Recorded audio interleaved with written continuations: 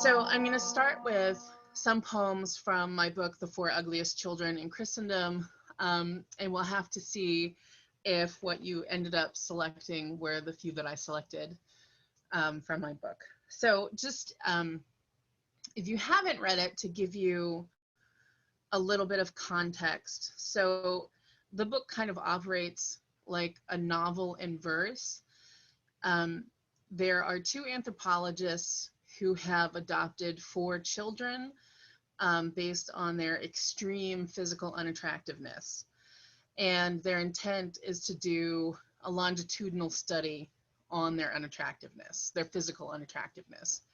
There's no thought given to their emotional or mental state during this time. It's just really evaluating the impact of that on their development. So over the course of the book, you hear from a narrator. There are, I'm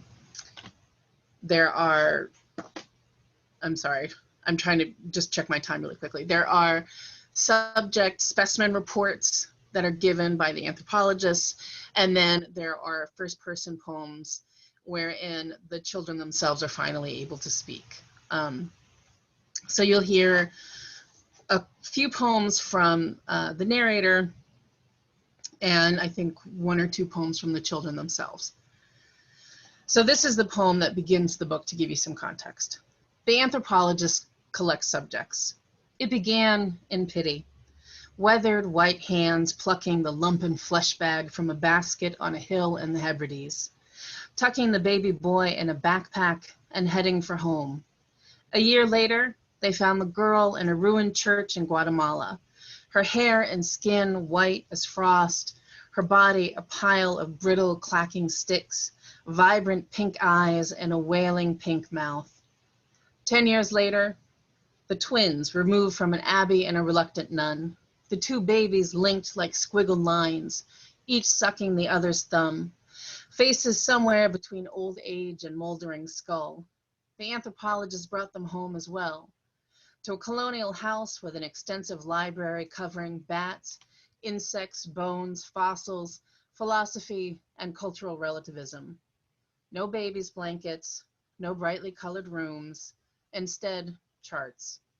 Subject A, at 3 years old, 75 pounds. Subject B, at 3 years old, 22 pounds, albino. Subjects C and D, at 3, both children, 35 pounds, arms broken during separation. The 4 ugliest children in Christendom go to the mall. The 4 ugliest children in Christendom do not date, eat in public, gossip, talk on the phone, hang out. They breathe with their mouths open, wheezing the soundtrack of their colossal lack. When the girl, a ghost of laddered bones, goes to the makeup counter, the stylist clutches a compact and wonders, what am I to emphasize? She brushes layers of foundation, trying to rebuild, but Rome wasn't built in a day. And the ugliest girl walks away looking a little beige, a little cracked, her face a caked pumpkin on the white twig of her neck. The twins terrorize the toy store, gleeful in their ability to repulse. They lurk around corners, then leap out, startling children once with their faces and twice when the masks don't come off. Bored, they play at being machines. Throats full of whistles, theirs is a language of grinding. The oldest boy stands in a bookshop, reading about religion, trying to understand. If we are made in God's image, what part can we possibly be? The ugliest boy in Christendom considers bliss. If I were the first person in the new world, symmetry would not equal beauty. A face split in half should not recast itself. That is a sign of evil, doppelganger. In this new world, I would be Adam, etymologist and poet. 1 + 1 would not equal 2. Nothing would be whole. No parts would fit. All uneven pieces, we would tumble lopsided, never knowing enough to miss the perfect circle, the absent Eve.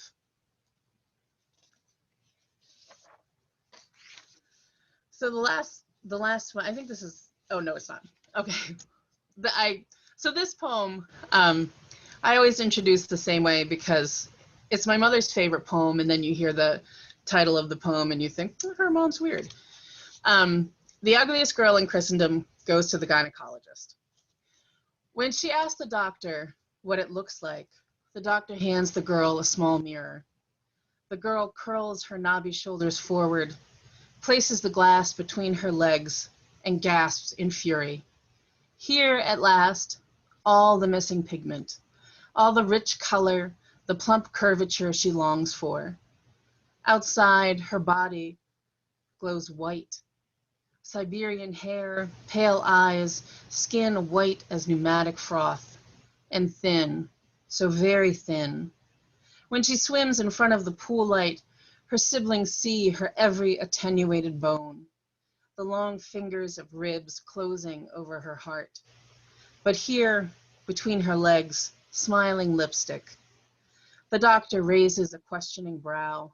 The girl scowls more deeply, shimmies forward on the table and swings her legs down. The knock of her knees, a dull sound.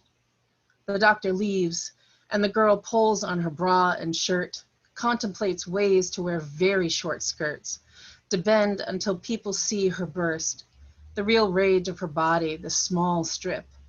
She pulls her bikinis up slowly, fuming. What good is a secret that can't be told?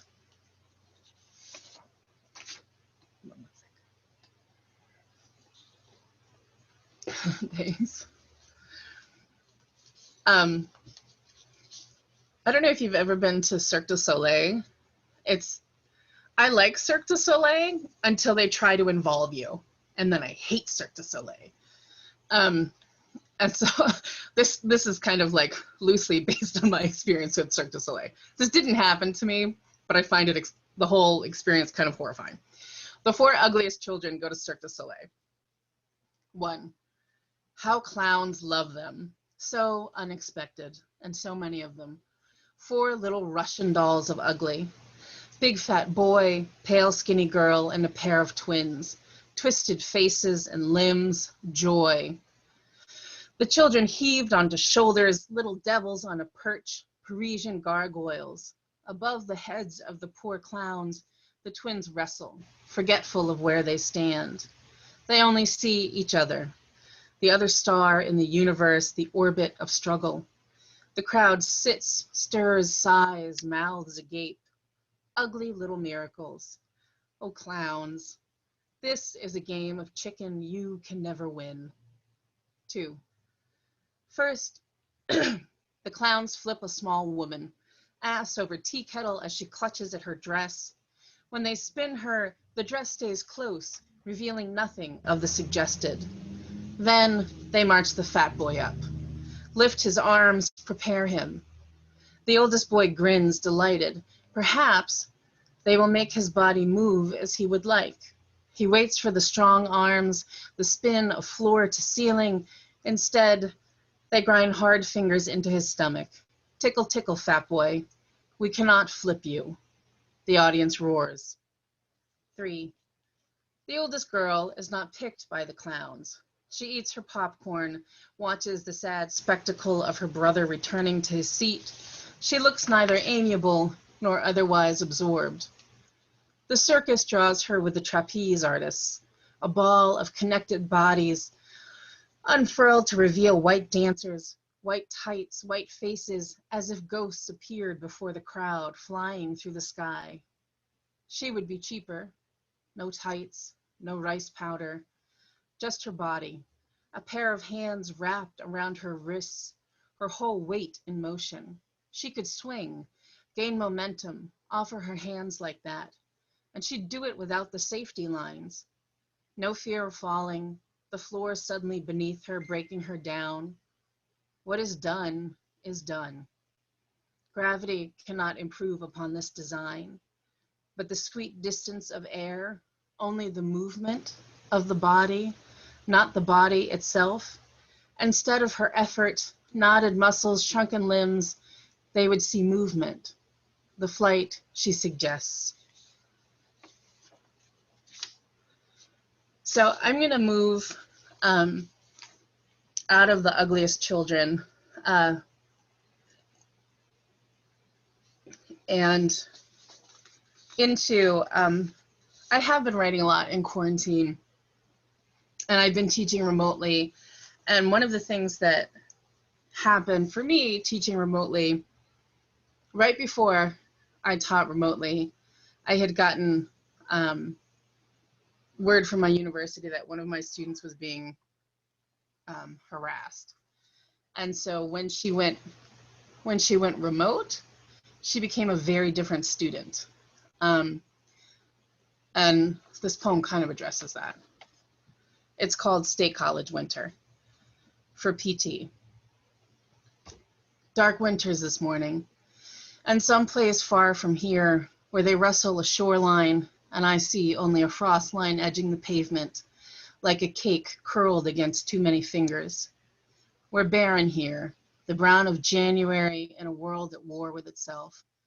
The nihilism of winter and Congress and guilt and children who try to kill themselves as we try to give them reason to live while we use bubblers to douse fires and knit booties for burned paws. It's stupid, I'll say it.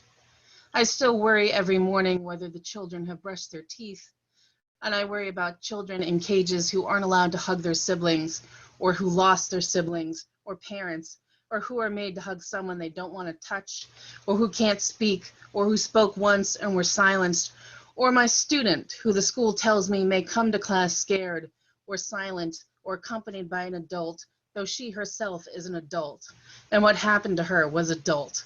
And they call it sexual harassment and not rape, and they call me mandated reporter like I'm compelled and impartial. And I talk about the heartbeat in a line of poetry, how it can be captured and released, and she listens and nods because her attention needs to be captured and contained, needs the line to jam again and again to never end, to stay with me in the mesmer of my voice, in the institution of form where a line has a definitive end and purpose, history and sound, and it will never rise off the page and touch her, and she can always slam the book shut. Thank you. This has been a hard winter.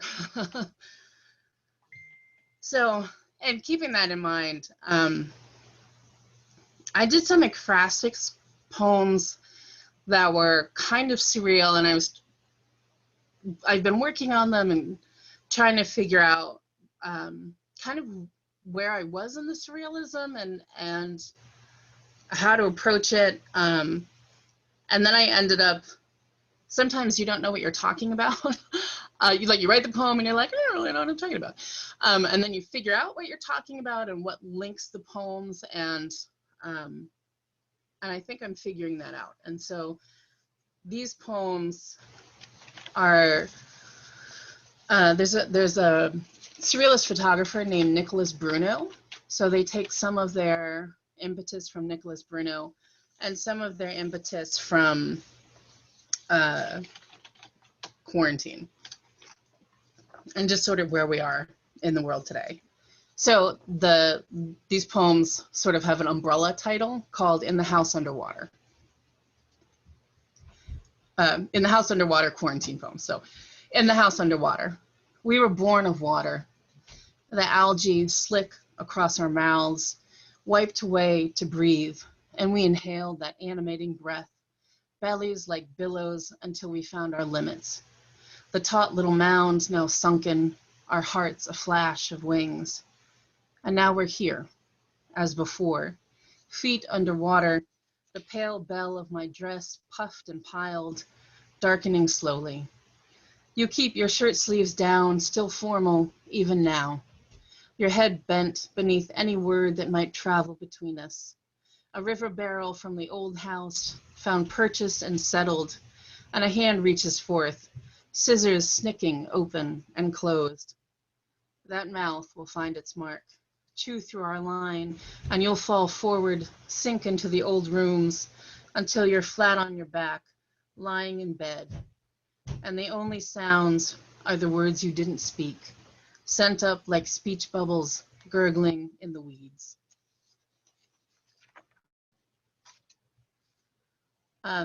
This poem is called Targets.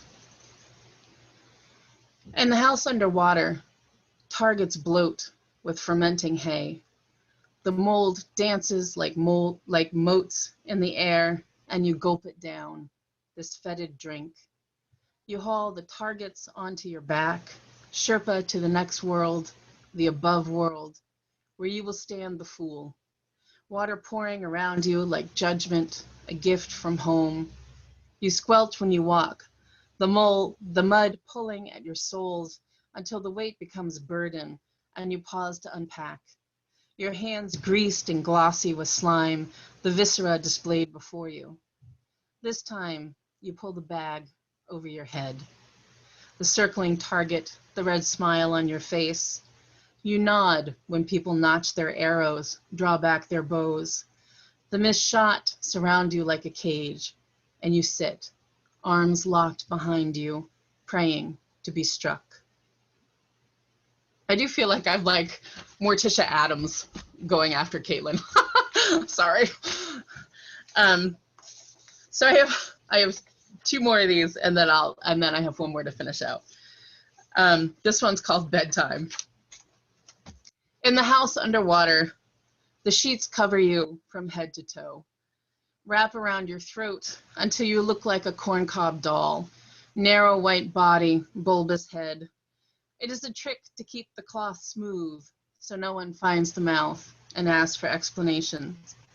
Sometimes the bed cracks in two and you ride your side of the V, tipped up like a ship about to sink. Sometimes people fill the bed, their heads tossing and turning in the light, and the fabric drags in the water as if they moved in slow motion, as if a cartoonist draws in the lines of movement. You mustn't talk to them. What perfect escape this sheet. No eyes, no front, no back. Just a ghost on a ship as it sinks. Wish. We threw ourselves in the wishing well, arms around each other, falling together until suddenly we stopped. The well cinched like a ring around us. No end and no beginning, only eternity in the clutch. Our heads stayed clear, bent to the other's shoulder, the air swirling with snow, rippling with heat. The bucket lay beyond us where we'd thrown it in the muck. What had we wished for when we tossed ourselves forward? The children come round now, pennies in hand, and place them on our tongues, close our jaws and tip our heads back. We accept payment.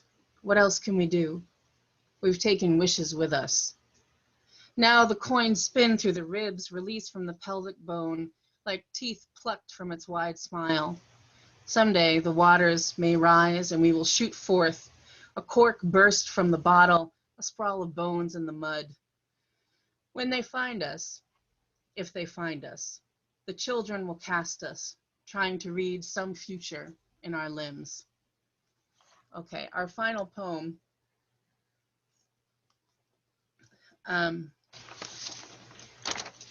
So I've been thinking a lot about what's going on in the US today, obviously. And one of the ways that I connect to what's going on is I'm the mother of two children. And that's kind of my connection to other people in the world. I mean, to imagining my way into their lives and what they might be feeling. And so this poem is called American Mother, and it's for George Floyd. When the alligator returns and finds her egg dead, she opens her mouth and eats it, forces down the shell, the body of potential, all the lives she imagined for the cells inside. And doesn't every mother do that? Swallow down the parts our children slough off, the dying dreams of tiny ballerinas, spent confidence, then the moment they must carve off their trust in the world, teacher by stranger, by officer, and thus we lose ours. And then that moment when all mothers heard our names called, when there was no breath left to give, No way it could be our hands, cool and soothing on our son's neck, when the last thing he had to give was the name Mama, and every mother swallowed it down into a body made large with loss, made large with a little boy in his hoodie, fingers sticky with Skittles, with our girl just graduated and asleep in her bed. America, you make all mothers swell as we swallow and swallow each cry, each Black man, woman, and child calling our name. We are a body full to bursting, and we have been carrying a long time. No, we are ready to labor. You are not ready for what we shall birth. Thank you very much.